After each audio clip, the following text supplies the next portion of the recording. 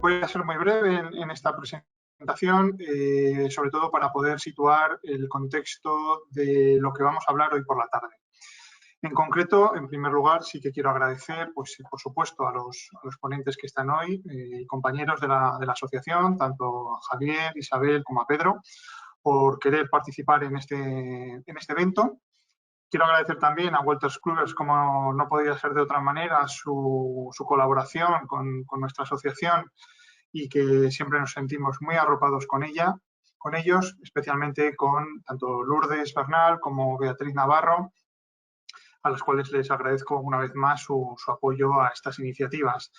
Y finalmente, pues al resto de participantes que detrás de Internet pues estarán viendo este webinar.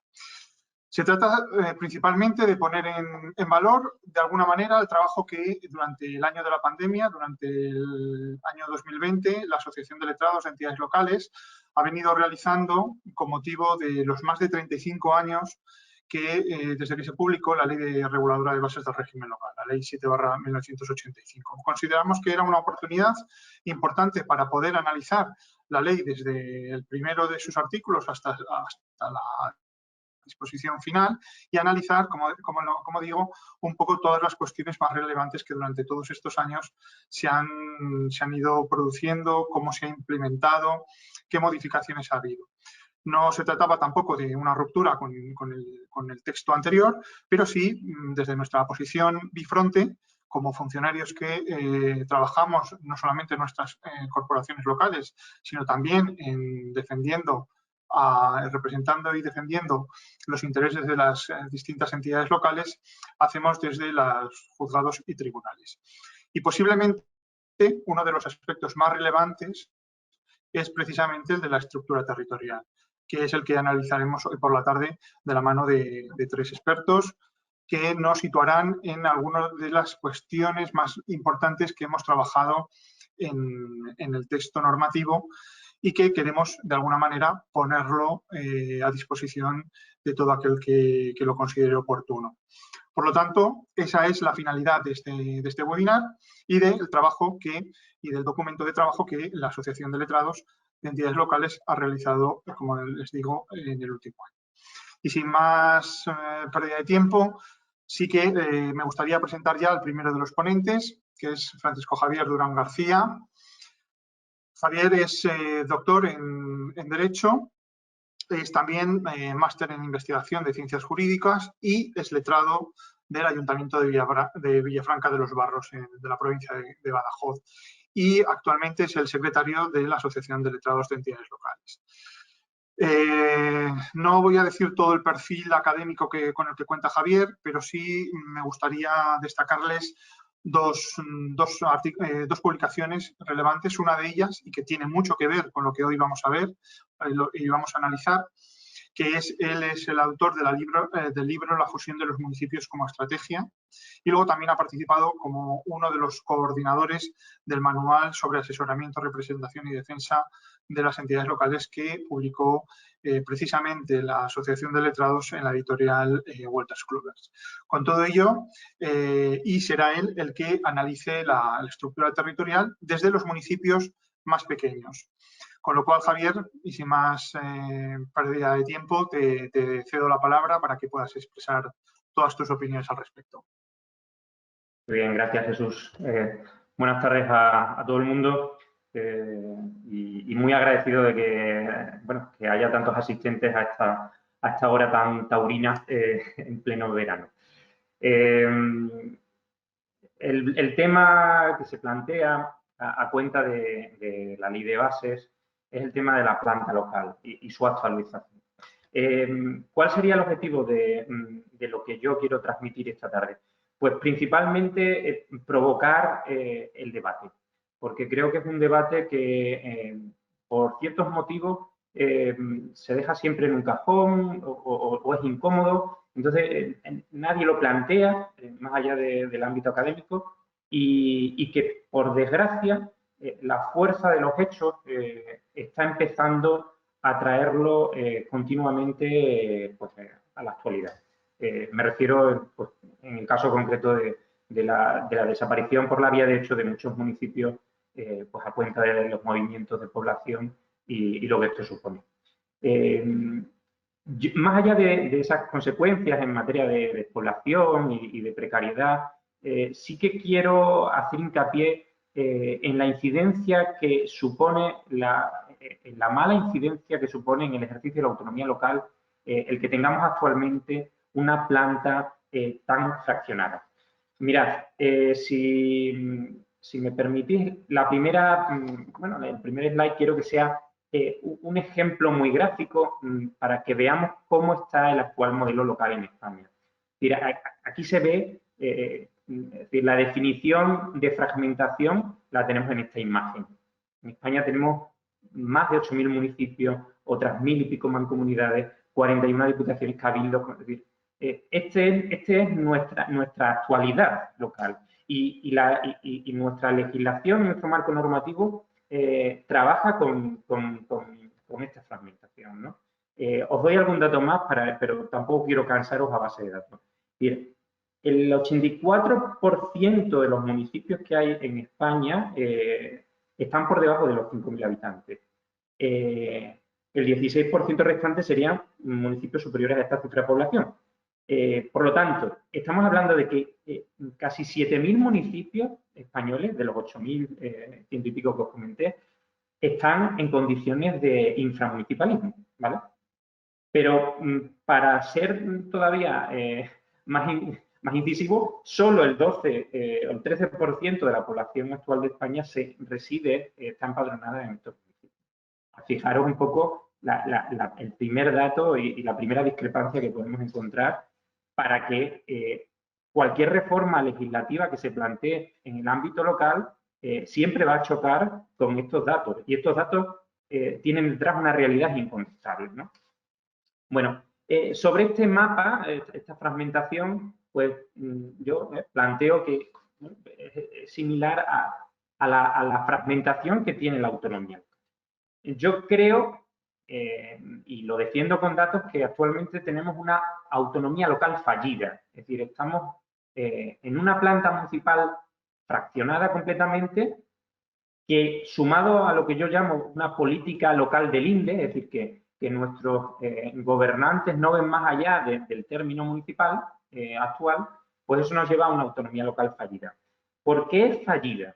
Bueno, yo creo que es fallida porque aunque de manera formal todos los municipios que tienen tal condición, todas las unidades poblacionales que hay en España que tienen la condición de municipio, pues tienen el reconocimiento de la autonomía local y todo lo que eso conlleva, en la práctica pues no pueden ejercer esa autonomía. Y luego lo vamos a ir explicando un poco más, ¿no? El por qué falla. Pero de entrada es una mera declaración formal. Frente a esa mera declaración formal, que no se puede desarrollar con plena efectividad, yo planteo actualizar la planta municipal. Creo que es necesario actualizar. Luego plantearemos cómo, ¿no? Pero, bueno, podemos adelantar lo que es la fusión de municipios, como ya anunció Jesús. Y es necesario una política local de horizonte, es decir, necesitamos gente, gestores, que miren un poco más allá del corto plazo y que vean que la situación municipal en España necesita un cambio. Eso, si lo miramos desde el plazo de unas elecciones locales, pues va a haber un rechazo. Pero a veces hay que tomar decisiones, estrategias que van más allá del plazo de los 4 años. Solo de esta manera conseguiremos que los municipios resultantes, es decir, aquellas unidades poblacionales que tengan la condición de municipio, pues tengan una autonomía local efectiva y todo lo que eso supone. ¿Vale? Vamos a ver un poco qué problemas tiene el inframunicipalismo que tenemos actualmente. Aquí pongo algunos de los ejemplos bueno, más evidentes, pero hay muchos más. El que está más de moda, por ser un verdadero problema, es el tema de la despoblación. Pero el tema de la despoblación solo es una pata de este pulpo, ¿no? Tiene muchas más variantes. Empezamos, y eso lo siente la ciudadanía en su pellejo, pues tenemos una cobertura deficitaria de servicios. Es decir, hay además una precariedad económica casi endémica en los municipios, sobre todo pues, en toda esta red de municipios pequeños que son incapaces de asumir las demandas que hay en materia de servicios cada vez más exigentes por pura lógica, porque la sociedad avanza y los municipios se ven incapaces de atender eso. Pero no porque no quieran, o incluso, fíjense, incluso aunque tuvieran la suerte de, bueno, pues de tener una economía saneada, ¿no? Después de todo este proceso que hemos vivido de exigencias a nivel de intervención y de control. Es que nos damos cada vez, tenemos un problema también añadido, que es la ausencia de personal cualificado. Los municipios no encuentran a funcionarios y funcionarias para cubrir esas plazas de técnicos, esas plazas de personal necesario. Todo eso va en detrimento de los servicios que cada vez requieren mayores exigencias en materia de transparencia, en materia de fiscalidad, en materia de protección de datos, ¿vale? Contratación pública. Además, todo el tema de la brecha digital. Está comprobado que, bueno, a pesar de todos los avances que se proponen y se obligan desde en la legislación en materia de administración electrónica, pues claro, es que si no te llega lo básico, pues, me refiero a la banda ancha, por ejemplo, pues ya paga y vámonos. No podemos hablar ni de sede electrónica ni de ningún otro tipo de servicio digital en materia de administración pública. Al final, claro, la sociedad sigue avanzando, es decir, las demandas siguen avanzando y tenemos una estructura municipal del siglo XIX.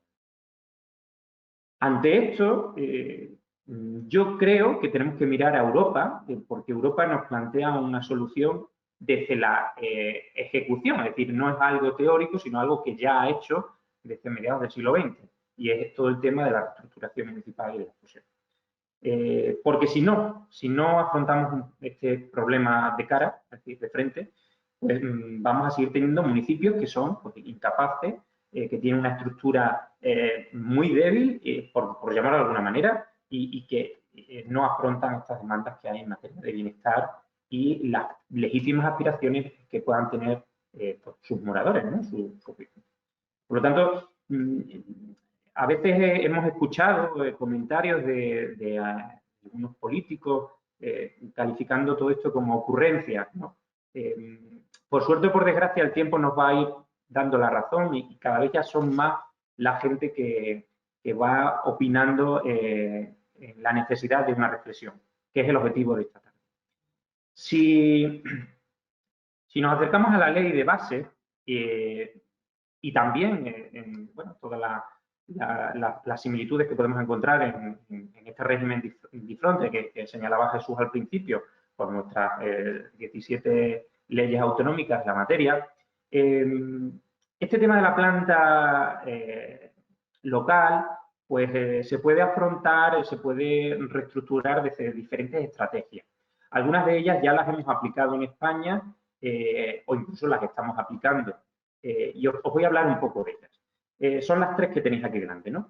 Si hacemos un poco de memoria sobre las distintas reformas que hubo en la ley de base, bueno, pues allá por los años 2000, 2003, vino con mucha fuerza todo el tema de la asociación de municipios, ¿no? Todo el tema de mancomunidades integrales, muy auspiciado desde las administraciones autonómicas.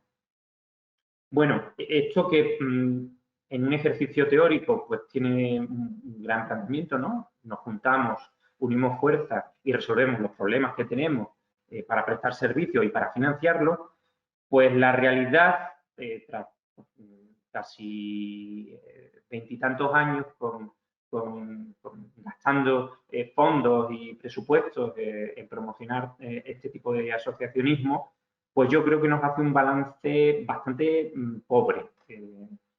Habrá honrosas excepciones y que seguramente han funcionado brillantemente, pero la mayoría de estas entidades pues siguen manteniéndose, pero han perdido fuelle. Hasta tal punto han perdido fuelle que la propia reforma que se hace en la Ley de Bases en el año 2013 reconoce que no ha funcionado. Y pues creo que fue a través de una disposición adicional que incluso planteó una serie de exigencias en materia de sostenibilidad financiera para, en algún caso extremo, pues provocar la desaparición de estas sociedades. Es decir, que vemos que es una vía que, bueno, en teoría funcionaba muy bien, pero en la práctica, pues, nos está dando problemas. Yo siempre lo digo, intento decirlo con un ejemplo un poco gráfico. Si tú juntas a 4 pobres, pues siguen siendo pobres, no se vuelven ricos por muchos que los aglutinen, ¿no? Porque aumenta el área de trabajo, el término municipal se quintuplica, los técnicos siguen teniendo los mismos problemas y la financiación, pues la escasez también. Entonces, al final necesitan fondos autonómicos o de las diputaciones y entonces ya estamos hablando de suplementos alimenticios que lo que hacen es desvirtuar pues el verdadero ejercicio de la autonomía. La segunda de las vías que se ha practicado en España, a raíz, cogió impulso también en la reforma del 2013, pues es fortalecer a las diputaciones, reforzar este papel que tienen las diputaciones, pues como una especie de tutor. Porque al final, aunque los municipios tienen autonomía, cuando digo diputaciones, podemos hablar también de comunidades autónomas, en el caso de aquellas regiones donde no existe. Y dejando al margen las diputaciones forales, que su funcionamiento es diferente. Esa es una de las principales, uno de los principales inconvenientes que yo veo en este sistema de las diputaciones. Que no es un sistema homogéneo, sino que es heterogéneo. Además, bueno, pues sabemos que las diputaciones pues también tienen sus problemas en materia, o por lo menos existe una discusión en materia de esa condición de que no es una elección directa, ¿no? Todo el tema de elección directa. De facto, el reforzar las diputaciones, creemos, o yo por lo menos defiendo, que el poder, la autonomía, pasa a manos de este ente interno. Porque es tal el volumen de competencias y atribuciones que asume principalmente los servicios fundamentales que maneja un municipio, además de todo el tema de la recaudación tributaria, que el ejercicio de la autonomía local en estos municipios queda muy mermado, muy condicionado, porque generalmente depende de fondos que van condicionados, de fondos que van dirigidos, que además requieren una serie de exigencias. Al final hay un rendimiento de cuentas, un plus, que va más allá de lo meramente económico y en ocasiones incluso aparecen exigencias de tipo político. Todo eso, pues entiendo y defiendo que es una limitación pues, de la autonomía local. Con lo cual, los municipios, sobre todo esta legión de municipios pequeños, pues en su día a día se ven limitados de una o de otra manera. En esta situación, bueno, pues como os comento, la tercera de las patas sería la fusión de municipios. También la fusión de municipios ha existido siempre ha estado recogida en la Ley de Bases del régimen local y también ha tenido su réplica en la mayoría por no decir en todas las legislaciones autonómicas en materia de ámbito local. Pero es verdad que se ha recogido pues, más casi como una herramienta de último recurso que está ahí, bueno, pues cuando ya no queda otra, pues tiramos de la fusión. Es verdad que en la reforma de 2013 se le da una vuelta de tuerca y ya se empieza, o por lo menos se introduce, otra cara de esta fusión, de la fusión, no como una mera herramienta de liquidación y cierre, sino como una herramienta como parte de una posible estrategia de cara a la reorganización de la planta. Es decir, ¿con esto qué quiero decir? Que nuestra legislación actual, con estas herramientas que ofrece, ya se podrían acometer reformas de la planta. y lo digo, es decir, se podría a lo mejor concretar en temas tributarios o mejorar, pero ya en 2013 se hizo un esfuerzo interesante. ¿Es insuficiente? Sí, pero tenemos que reconocer que el paso que se daba era de gigante. Pues la concepción que se tenía era, ya lo he dicho, una mera herramienta de despiece y de desguace, y ahora, bueno, ya se le reconoce otra condición. Se empieza a hablar también ya del límite de los 5.000 habitantes como el límite por debajo del cual los municipios no son viables. La prueba está ya en lo que, bueno, ahora os voy a comentar, que es lo que se ha denominado o se está denominando Estatuto Básico del Pequeño Municipio. Bueno, hay algunos que ven aquí la solución al tema del inframunicipalismo, de la despoblación, de la precariedad en la prestación, en todos estos problemas que os he dicho. Personalmente, también es verdad que lo único que tenemos a día de hoy es una proposición no de ley y llevamos con esta vía desde el año 2017. Hay que tener en cuenta que el gobierno que planteó allá por del 17-18 todo esto es el mismo y se supone que era algo urgente y llevamos ya, va para 3-4 años. Que bueno, que hay una prisa relativa. Bueno, a día de hoy tenemos una proposición no de ley, es muy escueta, pero dice algunas cosas que, bueno, llaman la atención. Dice, nosotros, la proposición no de ley dice lo que quieren es, apuestan obviamente por una reforma normativa, ¿vale?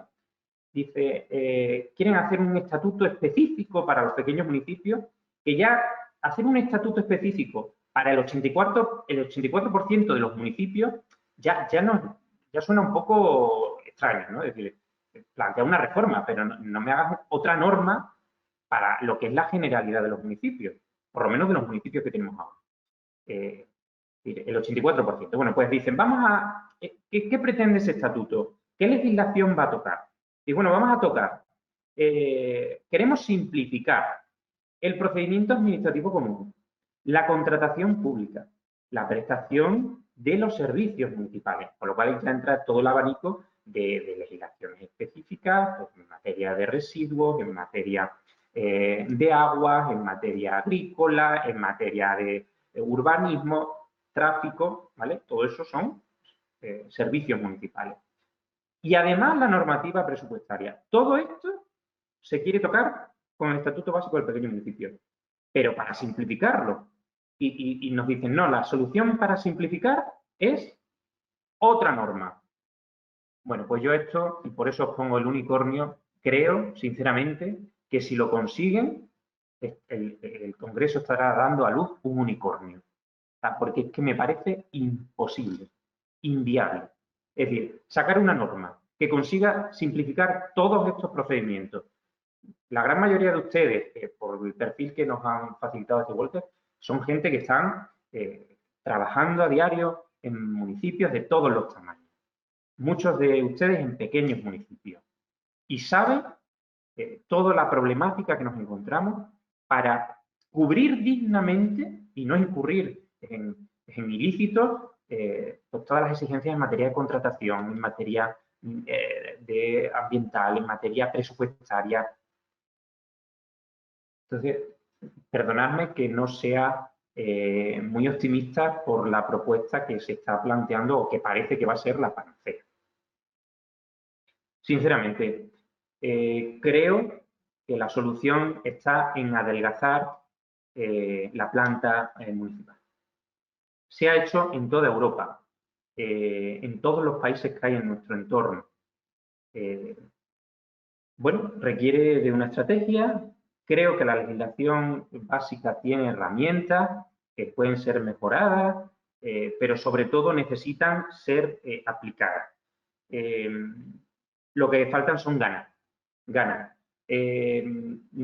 Por los políticos y aprovechando que están ustedes hoy aquí escuchándome, yo creo que en nuestra labor de función pública, en nuestra labor de servicio público, tenemos que ir orientando y tenemos que ir animando a que haya una política que supere las lindes y a que encontremos a gente valiente que plantee a nivel regional e incluso a nivel local la necesidad de cambiar el chip y hacer una reforma en la actual planta.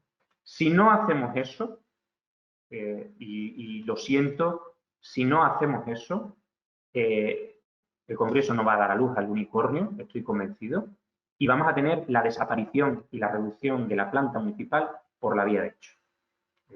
La edad media de gran parte de los municipios, de estos pequeños municipios, cada vez es mayor, y la gente, pues, por el curso natural de la vida muere, o se va a otro lugar, y vamos a tener muchos pueblos abandonados. Ojo, y para aquellos escépticos que son muy del equipo local o de su patrona, nunca estoy planteando traslados de poblaciones ni desapariciones de culturas locales ni nada de eso. Planteo simple y llanamente reformar lo que es la planta municipal. Y puede haber perfectamente un municipio conformado pues, por distintos ayuntamientos. Ya nuestra legislación contempla el municipio compuesto y a lo mejor es tan sencillo como en lugar de llamar a las entidades locales menores, en lugar de dar un nombre peyorativo, pues cambiarlo por algún nombre más tradicional y más bonito. Y llamarlo ayuntamiento o llamarlo, no sé, parroquia, en fin, dependiendo de la región en la que nos encontremos. Sinceramente, creo que es posible y la legislación básica, aunque ya tiene sus añitos, en este tema está envejeciendo relativamente bien y solo necesita que se aplique, ayudado por unos buenos equipos de funcionarios y con la iniciativa por la prescripción. Me despido en esta introducción y simplemente por si necesitáis profundizar, supongo que desde la organización os pasarán esta presentación. Bueno, pues si clican en cualquiera de estos enunciados tenéis distintos artículos que profundizan sobre todo esto y os doy argumentos y datos que yo creo que pueden ayudar en estas estrategias que plantean. Muchas gracias. Muy bien, Javier, muchas gracias. Seguro que estaríamos hablando de la planta municipal, daría para varios webinars, vamos, sin ninguna duda. Yo, desde luego, me he apuntado varias cuestiones que me gustaría luego preguntarte para ver también tu opinión. Y pasamos ahora a hablar, o va a hablar, mejor dicho, Isabel Santapau Martí. Isabel es letrada titular de la Asesoría Jurídica del Ayuntamiento de Gandía. Es compañera, es vocal de la Junta Directiva de la Asociación de Letrados de Entidades Locales y ha participado concretamente en el trabajo sobre la reforma de la Ley de Bases en lo que es el título 10, con propuestas que sin ninguna duda nos van a ilustrar muy bien sobre qué necesidades tienen los municipios de gran población. Así que, Isabel, muchísimas gracias por estar aquí con nosotros y cuando quieras. Hola, buenas tardes. A ver, estoy intentando cerrar la parte de la pantalla. Supongo que... bueno, muchas gracias, Jesús. Buenas tardes a todos. Pasamos de hablar de los pequeños municipios por parte de mi compañero a hablar de los municipios de gran población, en especial referencia al título 10 de la Ley de Bases de Régimen Local. Respecto de este título, me gustaría empezar haciendo una referencia al acuerdo que adoptó el Senado el 26 de marzo del 2003, antes de aprobar la Ley 57 del 2003, que fue la que introdujo el título 10. En este extracto se fijan los objetivos que se perseguían con este título 10. Indica que resulta esencial para avanzar hacia una administración municipal más ágil y eficaz una nueva definición de las competencias de los órganos de gobierno, reservando al alcalde y a la comisión de gobierno funciones ejecutivas y al pleno las de control y normativas. Y eso es exactamente lo que diferencia a los municipios de gran población de los municipios de régimen común en cuanto a las competencias que asumen el alcalde y la Junta de Gobierno y el Pleno. Así pues, se configuran los municipios de gran población como pequeños consejos, ¿no? Las juntas de gobierno actúan como órganos ejecutivos que asisten además al alcalde y el Pleno tiene las funciones normativas, aprobar reglamentos, ordenanzas y las funciones de control. Detectamos, hoy vamos a plantear 3 problemas que se detectan en los municipios de gran población y sus posibles soluciones. El primero de estos 3 es en relación a las competencias, puesto que encontramos en el título 10 algunas ausencias de competencias si lo comparamos con los artículos que regulan las competencias de los órganos de los municipios de régimen común y algunas necesarias aclaraciones. El segundo problema es el sobredimensionamiento que sufrimos algunos de los pequeños grandes municipios. Y digo que sufrimos en primera persona porque en el municipio que trabajo yo, que es el Ayuntamiento de Gandía, es uno de los pequeños grandes municipios de España y que en nada puede compararse o en poco puede compararse con los grandes municipios como Madrid. Y el tercero de los problemas es el tema de los órganos directivos y o directivos públicos profesionales, la relación de unos y otros que mucho se está hablando últimamente, también vamos a abordar, al menos en parte, ¿no? Plantear una solución a este problema. Las 7 propuestas en torno a la Ley de Bases de Régimen Local son las primeras 7, hay bastantes más, pero el tiempo que tenemos es limitado y no se trata tampoco de abordar con la totalidad de las propuestas, sino de dar unas pinceladas. La primera es en relación al artículo 123. El artículo 123 es el que regula las funciones del Pleno y en los municipios de gran población, contrariamente a lo que sucede en los municipios de régimen común, no se permite la delegación de competencias en el alcalde y en la Junta de Gobierno, sino solo en las comisiones delegadas del Pleno. Ello nos lleva a plantearnos algunas dudas cuando nos vamos a la normativa, por ejemplo, de haciendas locales. En la normativa de haciendas locales existe un precepto, es este que tienen en pantalla, el 47.1 señala que el establecimiento o modificación de los precios públicos corresponde al Pleno de la Corporación y considera que es posible la delegación en la Junta de Gobierno. Esto para los municipios de régimen común.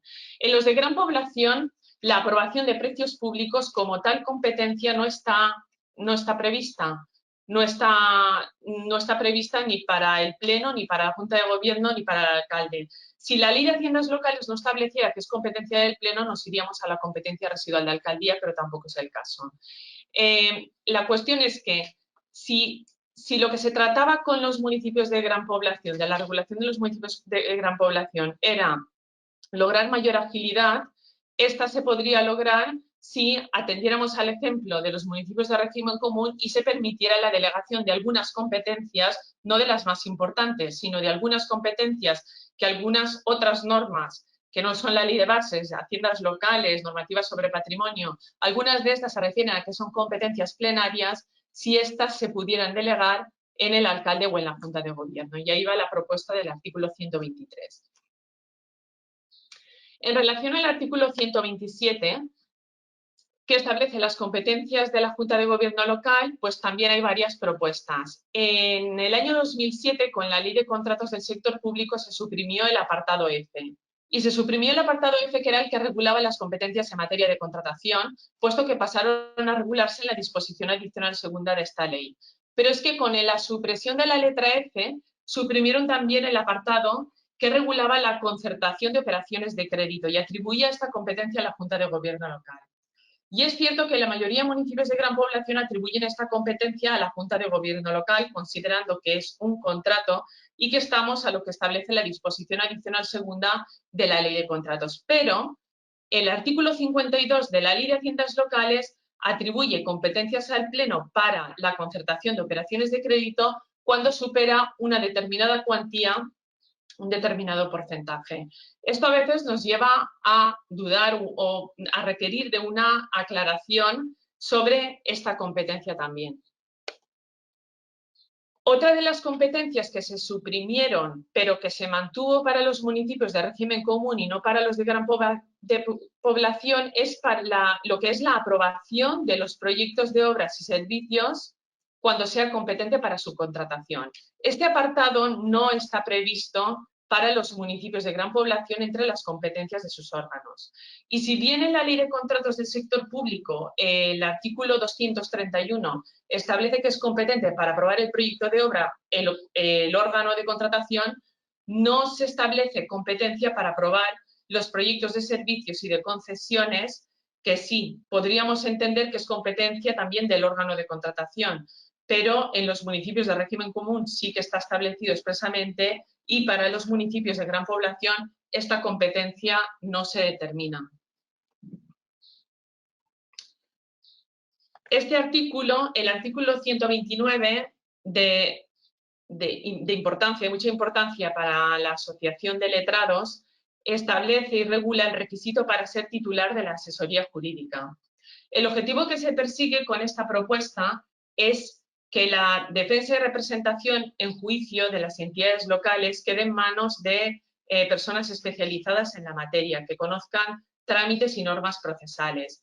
Por ello, entre los requisitos, pensamos que sería conveniente establecer en el artículo 129.2 que el titular de la asesoría jurídica sea nombrado y separado por Junta de Gobierno entre funcionarios del Grupo A1 que ocupen puestos de letrado en cualquiera de dichas administraciones. El artículo se refiere en el apartado anterior a funcionarios de la Administración del Estado, autonómica y local, y que además reúnan todos los requisitos que exige también este precepto.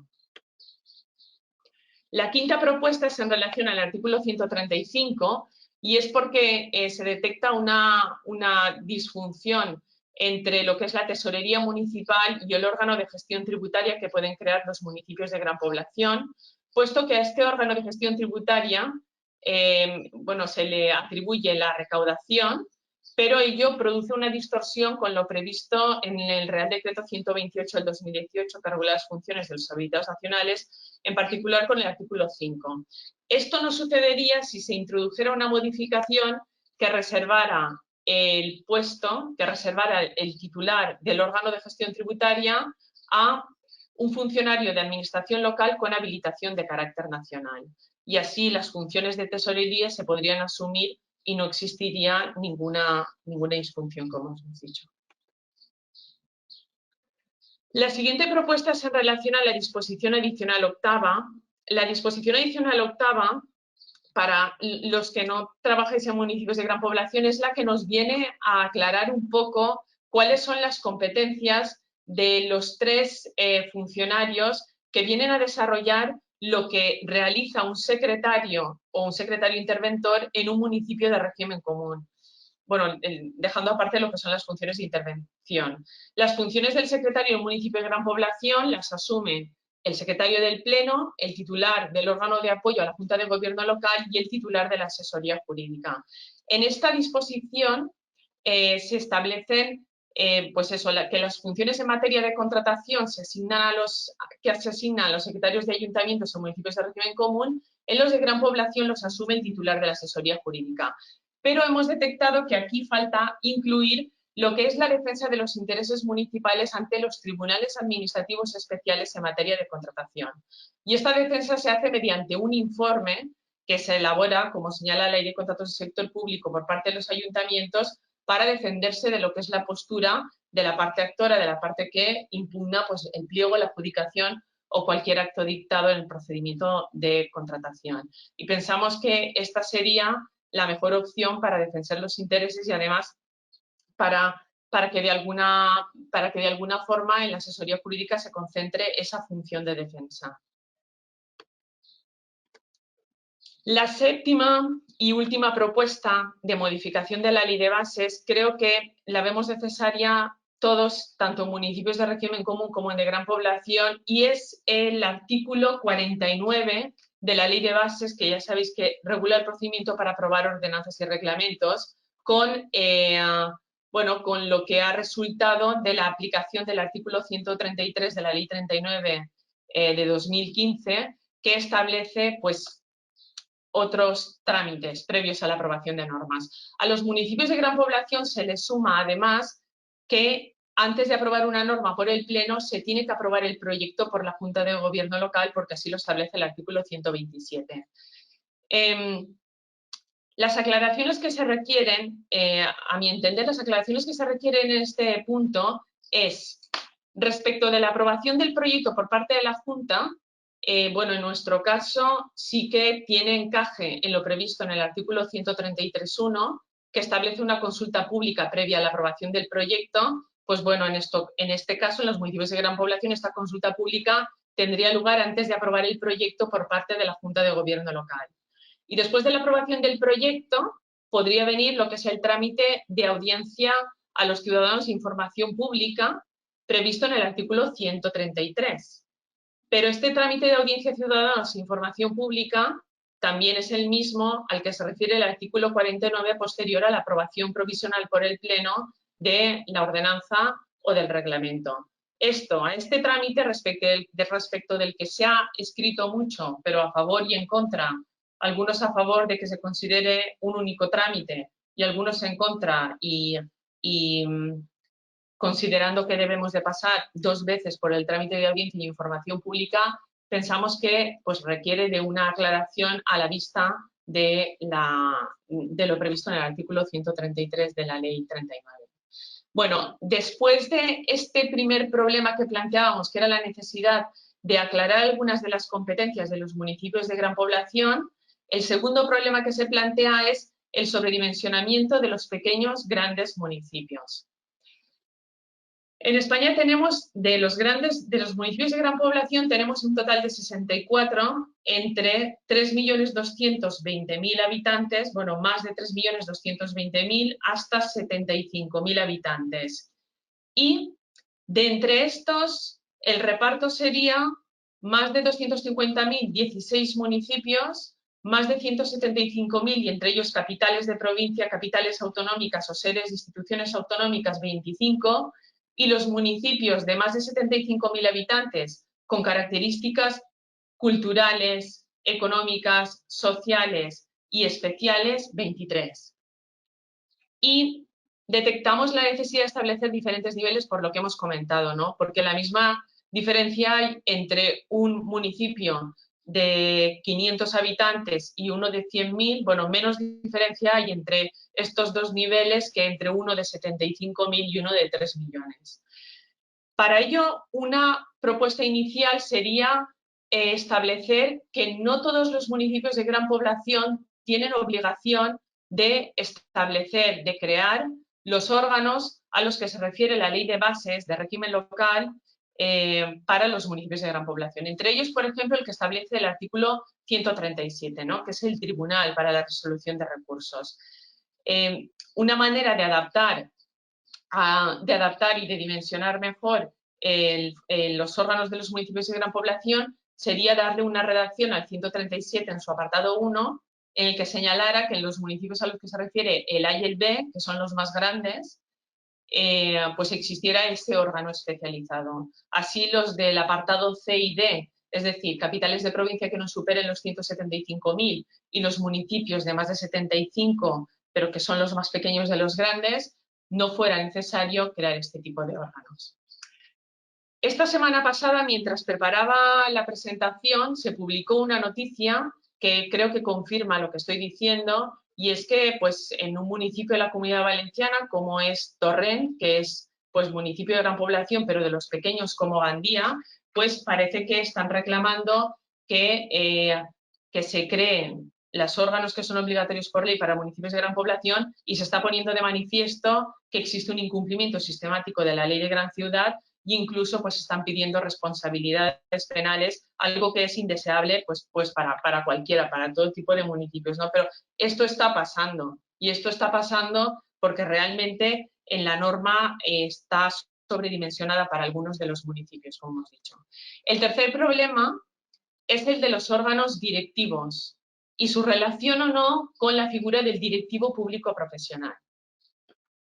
La pregunta que nos planteamos es si los órganos directivos locales en municipios de gran población son directivos públicos profesionales.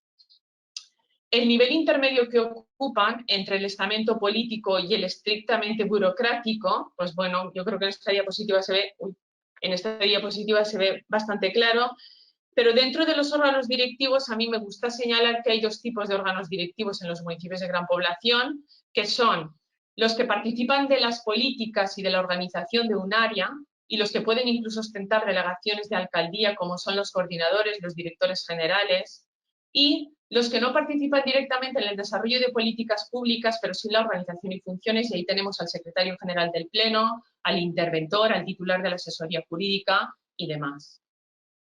Los órganos directivos están regulados en el artículo 131b. En ninguna parte de este artículo señala que sean directivos públicos profesionales. La relación, pues, la relación está clara, se diferencian también de los órganos superiores, que sería el alcalde y los miembros de la Junta de Gobierno, pero este personal se nombra entre funcionarios de carrera de grupo A1, salvo que el reglamento orgánico municipal, que casi todos los reglamentos orgánicos, al menos los que he podido consultar, sí que lo prevén, que se puedan nombrar entre personas que no tengan, que no cumplan con ese requisito de ser funcionarios de carrera de grupo A1. El nombramiento se hace, pues, entre funcionarios de carrera por regla general. Y luego, en cuanto a las competencias en relación con estos órganos directivos, pues existe un reparto. El Pleno tiene una parte de la competencia, como es determinar los niveles esenciales de la organización municipal, la Junta de Gobierno nombrarles y cesarles, y el alcalde determinar el número de cada uno de estos órganos y establecer los niveles inferiores, en su caso, de estos órganos. Además de ese reparto de competencias entre el Pleno, la Junta de Gobierno y el alcalde, debe tenerse en cuenta también que cuando se crean también deberán de figurar en la plantilla para que exista la dotación presupuestaria concreta. Lo que nos planteamos, y es lo que pensamos que requiere de una aclaración, es si el alcalde determina el número de personal directivo, si puede el Pleno rechazar la propuesta de creación de directivos que formule el alcalde con ocasión de la aprobación de la plantilla, ¿no? Es de estas cuestiones que pues, pueden confundir o pueden realmente no llegar a permitir materializar esas decisiones que la ley atribuye a uno de los órganos. Su relación con los directivos públicos profesionales. Cuando hablamos de los directivos públicos profesionales, el artículo 13 del texto refundido de la Ley del Estatuto Básico del Empleado Público dispone que también tienen funciones directivas y que su designación atenderá a principios de mérito y capacidad y criterios de idoneidad.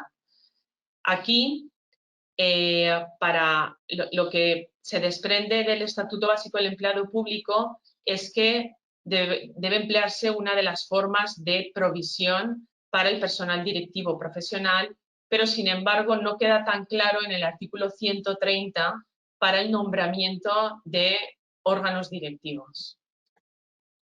La nueva Ley Valenciana de Función Pública ya se ha pronunciado sobre la dirección pública profesional, pero en su artículo 21, en cuanto al concepto del personal directivo público profesional, señala esto. Bueno, entró en vigor el día 20 de mayo. Señala, en el ámbito de la Presidencia de la Generalitat, las consellerías y sus organismos, es personal directivo público profesional. Bueno, pues nos ha dejado a las entidades locales fuera otra vez. Cuando leemos este articulado en la Comunidad Valenciana, que ahora muchos nos estamos leyendo la nueva norma de función pública, llegamos a la misma conclusión que llegó el magistrado Chávez y que publicó en el blog de lajusticia.com el 15 de enero del 2020, señalaba los entes locales no tienen quien escriba su régimen de directivos públicos y continuamos igual. Hacía alusión a una sentencia del Supremo, y voy terminando porque tenía 20 minutos y se han cumplido. Hacía alusión a una sentencia del Supremo en la que señala que las administraciones locales no pueden regular, puesto que no tienen una atribución, sino la tiene el gobierno y las comunidades autónomas. De igual forma se pronunciaba la sentencia del TSJ de La Palma de Gran Canaria cuando señalaba que el Ayuntamiento de Santa Lucía no tenía la facultad para aprobar el reglamento objeto del contencioso, que era un reglamento que establecía el régimen jurídico específico del personal directivo. A la conclusión, y con esto termino, Algunos han considerado que las previsiones del artículo 13 son de directa aplicación al nombramiento de personal directivo municipal para los municipios de gran población, pero aunque estas interpretaciones son razonables, la aplicación del artículo 13 necesitaría que se desarrollara al menos reglamentariamente. Sin ese desarrollo es difícil definir a qué puestos directivos se les aplica la dirección pública profesional. Es decir, no significa que los órganos directivos no puedan ser directivos públicos profesionales, pero se debería de establecer cuáles sí y cuáles no y la forma en que podemos hacerlo. No podemos deducir, por tanto, que las figuras que se regulan en el 130 sean directivos públicos profesionales. Con esta conclusión me hago eco de un trabajo publicado por Rafael Jiménez Asensio, en la publicación es sobre el personal directivo de la administración local, del que he podido extraer estas conclusiones. Y hasta aquí mi exposición. Muchas gracias. Ya terminamos este webinar con la intervención de Pedro González Torroba. Pedro es coordinador general de Economía, Comercio y Consumo del Ayuntamiento de Madrid y también es letrado consistorial en dicho municipio, profesor también de Derecho Administrativo en la Universidad Autónoma de Madrid y vocal de ALED, del cual es coordinador precisamente del grupo de trabajo que hemos creado sobre grandes ciudades. Y sobre un caso muy particular, muy concreto, que es el caso precisamente de Madrid, es en el que él nos va a explicar, porque la verdad es que incluso, bueno, al menos para mí también es interesante saber si realmente ciudades como Madrid, Barcelona, quizás alguna otra más, pero principalmente estas dos ciudades, están en un régimen jurídico totalmente desfasado y donde quizá haya que proponer ya medidas normativas de más alcance y mayor calado. Pero bueno, en cualquier caso, Pedro, nos explicas un poco tu punto de vista sobre, en este caso, el ayuntamiento en el que tú trabajas. Gracias, Pedro.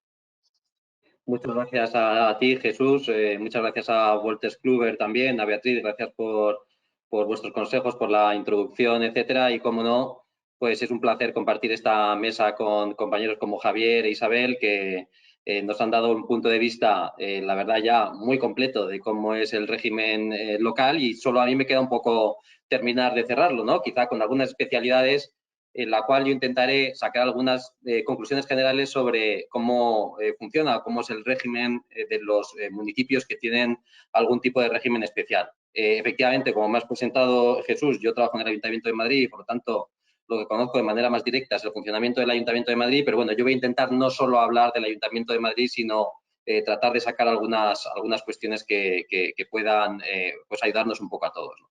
Entonces, a mí me gustaría, en primer lugar, aunque reconozco que en cierto modo puede estar a lo mejor quitándole un poco de interés o a las conclusiones finales, voy a adelantar ciertas conclusiones y voy a decirlas desde el primer momento, porque yo creo que de esta manera va a resultar todavía más claro el porqué de la exposición, de todo lo que voy a contar. Yo voy a contar mi exposición, voy a partir mi exposición como en dos partes. Una, voy a hablar de lo que es el régimen jurídico de los municipios de régimen especial, y luego una segunda parte me gustaría hablar un poco más de organización.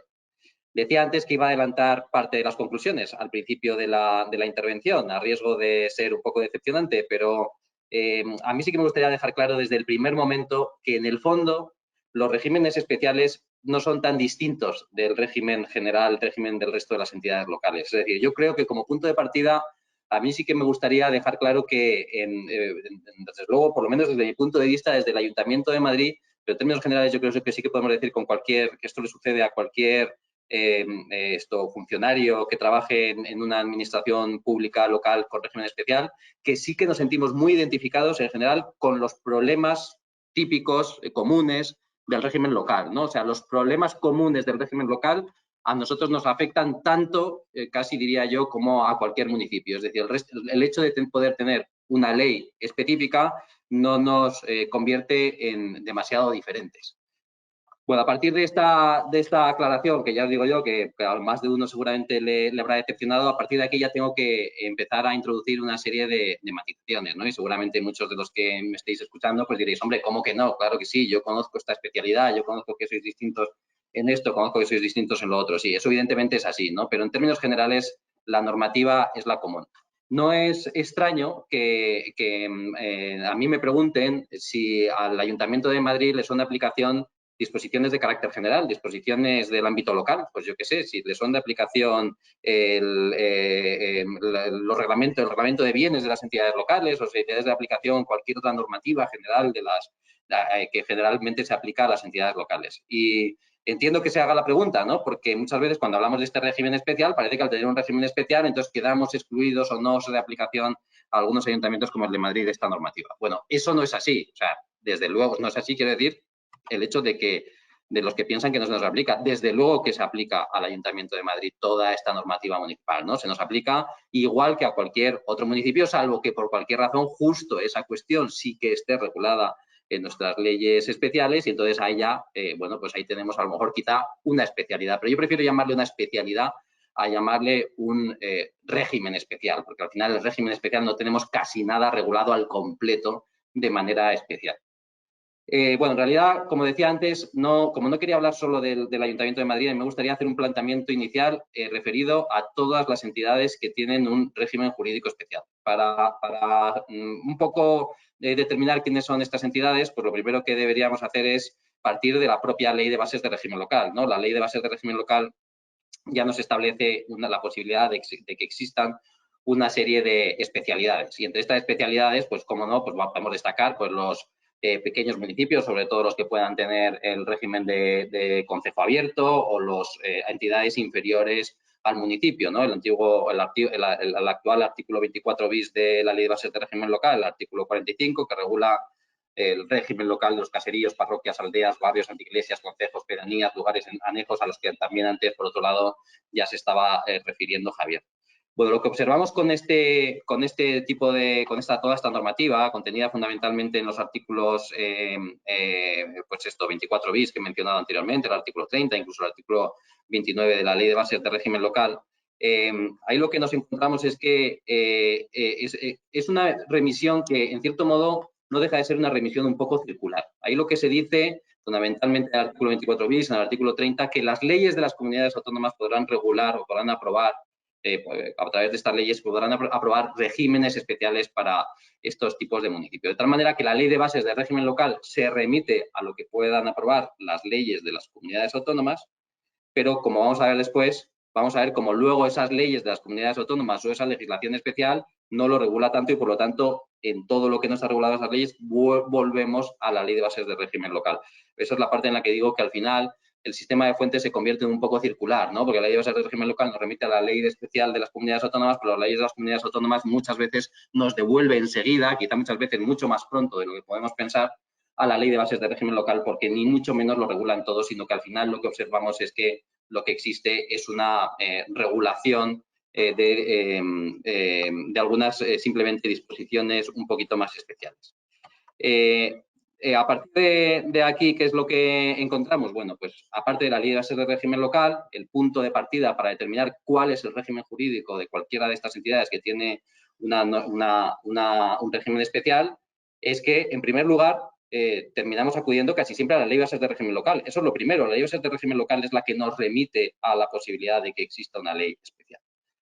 De la Ley de Bases de Régimen Local acudiríamos posteriormente a ver qué es lo que nos dice la ley especial. Algunos municipios como Madrid y como Barcelona, como ya has dicho antes, Jesús, pues efectivamente tienen una ley especial, como es el caso desde luego de Madrid, el de Barcelona, una ley especial, el caso del Ayuntamiento de Madrid, la Ley 22/2006, de 4 de julio de Capitalidad y Régimen Especial de Madrid, que es una ley aprobada, una ley de Cortes Generales, por lo tanto una ley de Cortes, y ahí lo que encontramos es una normativa que es una normativa no muy amplia, son exclusivamente 55 artículos, muchos de vosotros habréis tenido ocasión de poderla haber consultado en algún momento, son 55 artículos y, por lo tanto, la primera conclusión es que la Ley de Capitalidad es una regulación que ni mucho menos abarca el régimen general, el régimen total del Ayuntamiento de Madrid. Aquí lo único que vamos a encontrar son, como os digo, ciertas especialidades.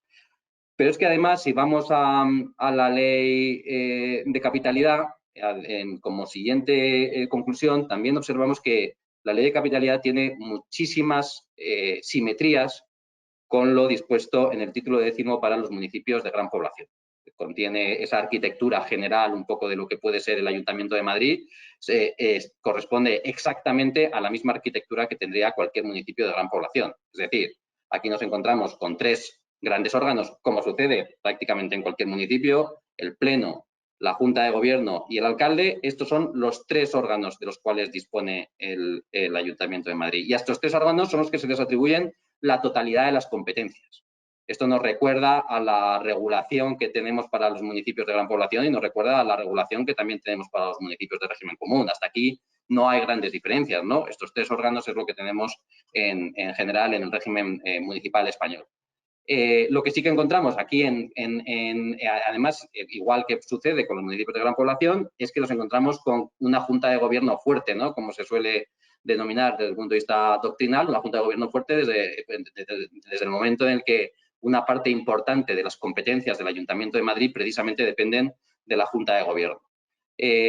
Aparte de estos 3 órganos, tenemos también, y esta ley lo regula, pues los órganos de apoyo, los mismos, o siguiendo la misma estructura que los municipios de gran población, fundamentalmente el secretario general del Pleno, un órgano de apoyo a la Junta de Gobierno, una asesoría jurídica, una intervención general, ¿no? Esto también nos recuerda un poco a la regulación general de los municipios de gran población.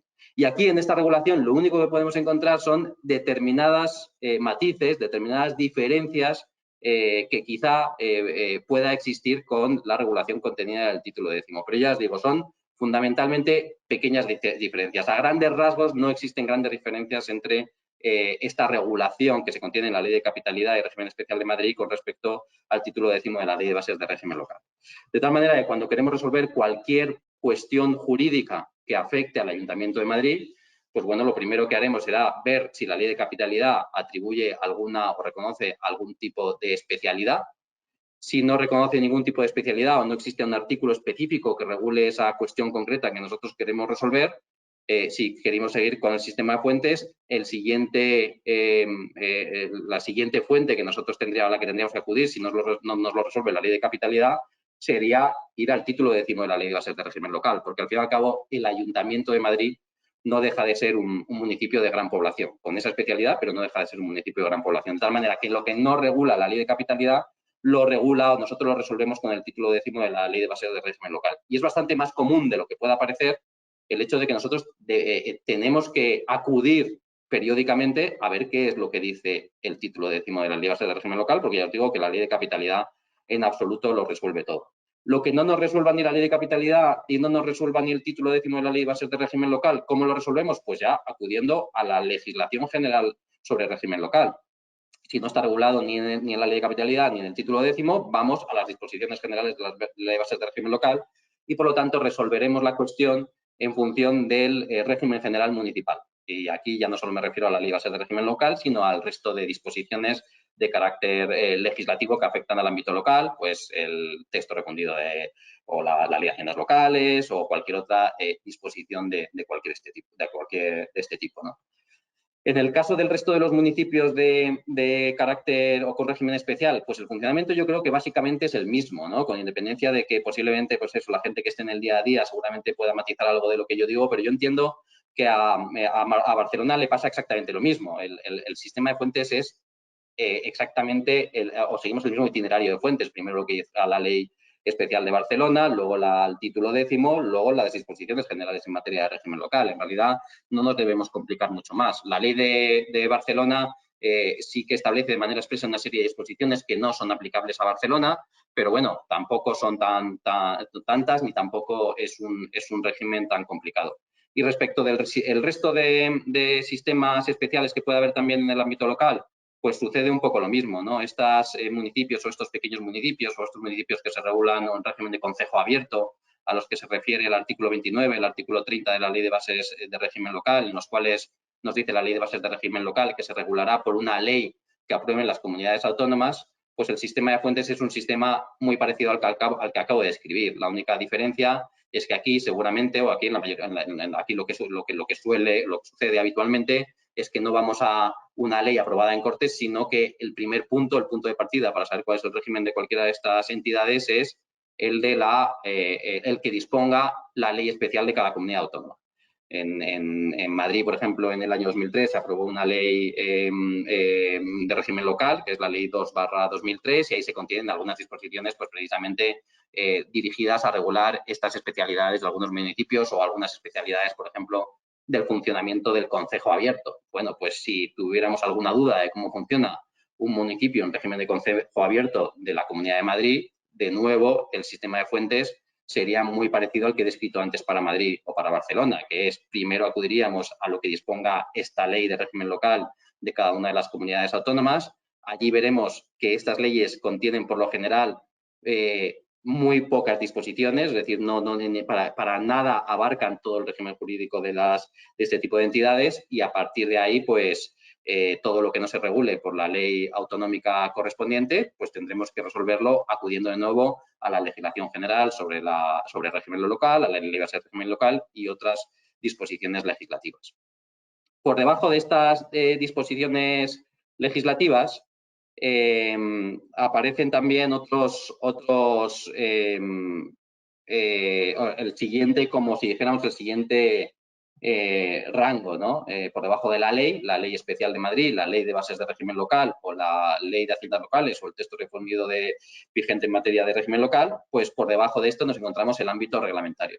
¿Es de aplicación al Ayuntamiento de Madrid, por ejemplo, el reglamento de bienes o el reglamento de servicios? Bueno, pues es de aplicación exactamente igual y con las mismas matizaciones, fundamentalmente también el reglamento de servicios, con las mismas matizaciones que podamos hacer para cualquier municipio, pues esas mismas las podemos hacer para el Ayuntamiento de Madrid. Normalmente ese detalle de esa serie de cuestiones que regulan estos reglamentos, pues la ley de capitalidad no los tiene regulados, de tal manera que cuando vamos a establecer determinados procedimientos sobre bienes, etcétera, aparte de lo que nos puedan disponer o lo puedan regular la legislación sectorial, fundamentalmente la Ley de Patrimonio de las Administraciones Públicas, bueno, pues actúan además de lo que nos pueda decir la Ley de Patrimonio de las Administraciones Públicas, y estaremos a lo que nos digan, pues en su caso, el reglamento de bienes o, como no, el reglamento de servicios. El reglamento de servicios ya sabéis que es más complicado porque después de tantos años, pues es más fácil encontrar algún tipo de disposición de cualquier otra normativa por el cual podamos entender que ese reglamento ya no está en vigor o existe una normativa a lo mejor posterior que pueda aplicarse, ¿no? Pero desde un punto de vista teórico, pues también.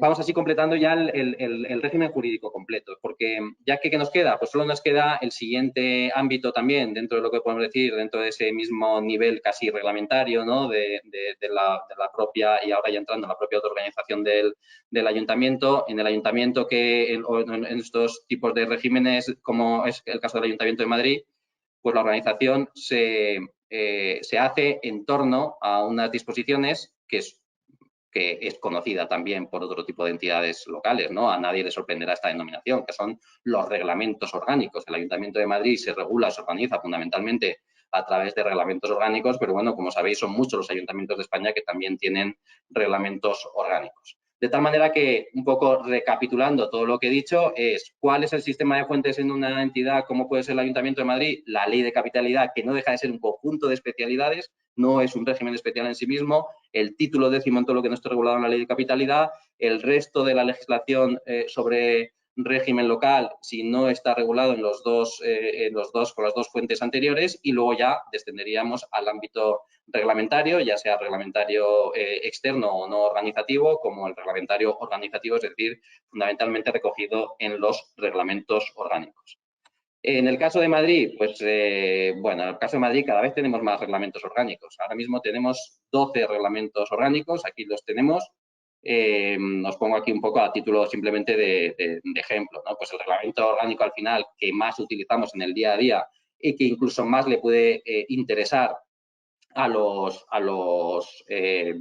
incluso abogados que tienen relación con el ayuntamiento, pero que son de fuera, etcétera, es fundamentalmente el reglamento orgánico del gobierno y administración. Este es el reglamento clave que regula toda la administración. Es un reglamento que verdaderamente sí que es verdad que en el día a día utilizamos, que es muy útil, en el cual se encuentran ahí todas las disposiciones, todas las especialidades en relación con, qué sé yo, con cómo funciona la asesoría jurídica, cómo funciona la intervención, cómo funcionan los diferentes órganos, se contiene en el reglamento orgánico.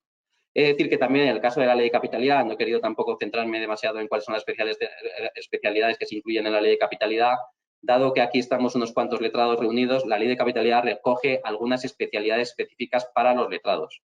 Se contienen los artículos 28 y 30, para los que tengan curiosidad, ver cómo se regula la asesoría jurídica del Ayuntamiento de Madrid. La ley de capitalidad, en los artículos 28 y 30, recoge su funcionamiento. El artículo 28 es más de funcionamiento general, El 29 es un artículo que va dirigido a regular como la posibilidad de que los letrados del Ayuntamiento de Madrid también asesoren a los funcionarios del Ayuntamiento, y finalmente el artículo 30, que reconoce a los letrados del Ayuntamiento de Madrid pues algunos de la regulación específica que se recoge para los abogados del Estado en la Ley 52/1997.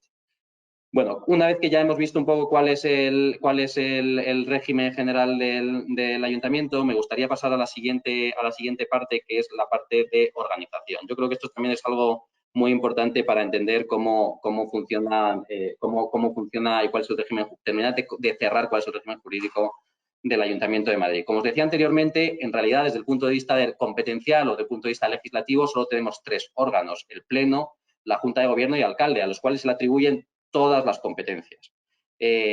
Como sucede en los municipios de gran población, como sucede también en muchos otros municipios, pues es evidente que el alcalde o la Junta de Gobierno no puede ejercer directamente todas estas competencias, de tal manera que al final lo que sucede es que utilizamos fundamentalmente la técnica de la delegación de competencias. Siempre lo que sucede todos los años, cada vez que se celebran elecciones municipales, pues es que tal cual se nombra el alcalde lo primero que hace es aprobar unos decretos de delegación de competencias, decretos de delegación de competencia en el caso del alcalde, lógicamente. Entonces, el alcalde lo primero que hace es delegar sus competencias en los que ya van a ser sus concejales de gobierno, hace el nombramiento de los concejales de gobierno, y lo segundo que se hace, nuevamente a la semana siguiente de haberse nombrado al alcalde, es reunirse la Junta de Gobierno para hacer, lo primero que hace la Junta de Gobierno de nuevo también es aprobar los acuerdos de delegación de competencias. Ahí es donde nos encontramos, en realidad, la verdadera arquitectura del Ayuntamiento de Madrid, nos la encontramos en estos acuerdos de delegación de competencias. En el caso de la Junta de Gobierno y en el caso de las competencias del alcalde se regulan en el decreto de delegación de competencias. En estos acuerdos de delegación de competencias, entonces, se incluye toda la organización, estableciéndose qué parte se va a delegar en la organización territorial, es decir, en los distritos de la Ciudad de Madrid, en los 21 distritos de la Ciudad de Madrid que tenemos según nuestro reglamento orgánico, y cuáles se van a delegar en las diferentes áreas de gobierno, ¿no? O antiguas concejalías. Os he puesto aquí el organigrama típico del Ayuntamiento de Madrid, de lo que puede ser un área de gobierno del Ayuntamiento de Madrid cualquiera, y veréis de nuevo que tampoco se diferencia demasiado de lo que puede ser un organigrama de cualquier municipio de gran población, ¿no? Tenemos el alcalde, debajo del alcalde, o dependiendo del alcalde o la Junta de Gobierno, existen diferentes áreas delegadas de gobierno, y aquí vemos lo que puede ser un organigrama de un área. Al frente del área está el concejal delegado del área, debajo del concejal delegado del área suele estar el coordinador general, y debajo de los coordinadores generales suelen estar los directores generales. Tanto al delegado del área como al coordinador general como al director general se le delegan las competencias, tanto el alcalde como la Junta de Gobierno. Normalmente en materia de contratación, para que os hagáis una idea de cuál es el nivel de delegación, en materia de contratación a los directores generales se le delegan los contratos inferiores a 60.000 euros, al coordinador general se le delegan los contratos inferiores a 120.000 euros, y al concejal delegado del área de gobierno se le delegan los contratos inferiores a 1 millón de euros. Por encima de esa cantidad, cuando son competencias de la Junta de Gobierno, van a la Junta de Gobierno.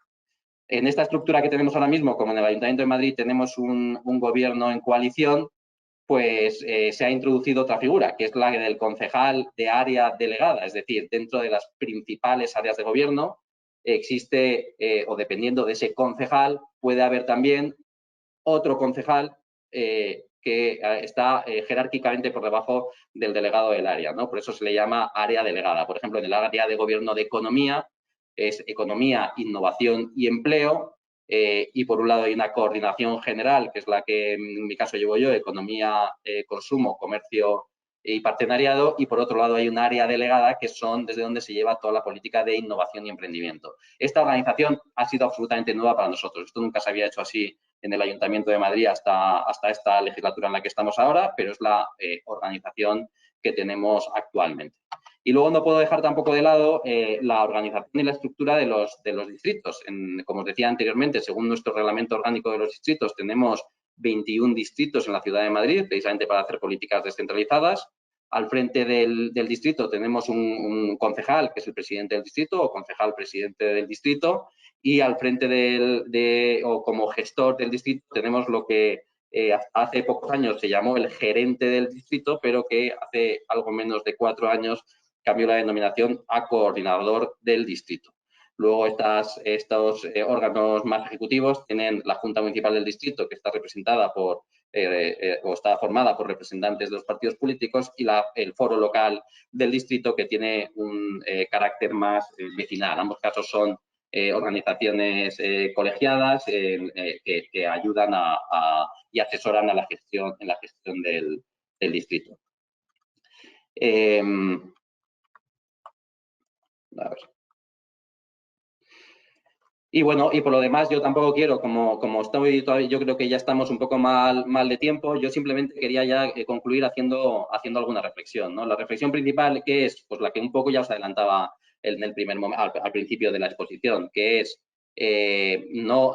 considero que estos regímenes especiales no son tan distintos al final, o un municipio como puede ser el Ayuntamiento de Madrid no funciona de una manera no tan distinta a la de cualquier otro municipio, de tal manera que la problemática típica de las entidades locales también nos afecta.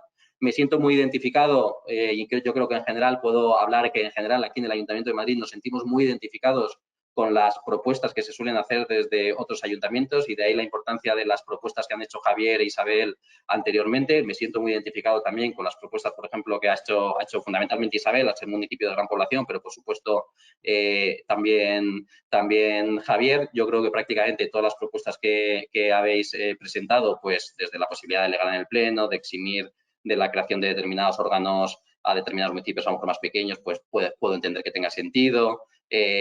Quizá sistematizar o ayudarnos a poder delegar y desconcentrar más entre diferentes órganos, pues yo creo que también eso estaría bien, un poquito más de flexibilidad. La mayor parte de esas propuestas yo creo que son propuestas que son muy interesantes, ¿no? Yo me atrevería incluso a añadir alguna otra propuesta, añadir una propuesta que entiendo que es una propuesta casi imposible, que es la de sería interesante que la legislación sobre la legislación electoral estudiara la posibilidad de cambiar también la fecha de celebración de las elecciones. Entiendo que va a ser muy difícil porque se hacen coincidir con las elecciones europeas, de tal manera que hay una cuestión de costes que verdaderamente va a ser difícil de subsanar. Pero yo tengo un poco la sensación de que, por lo general, celebrar elecciones en mayo, como antes os contaba, se celebran las elecciones en mayo, el alcalde no se nombra hasta junio, se empieza a organizar el ayuntamiento entre junio y julio. Normalmente, cuando hay un cambio de gobierno, los ayuntamientos tardan mucho en arrancar, por lo menos lo que sucede en el Ayuntamiento de Madrid, ¿no? El Ayuntamiento de Madrid tarda muchísimo en arrancar. Llega el verano,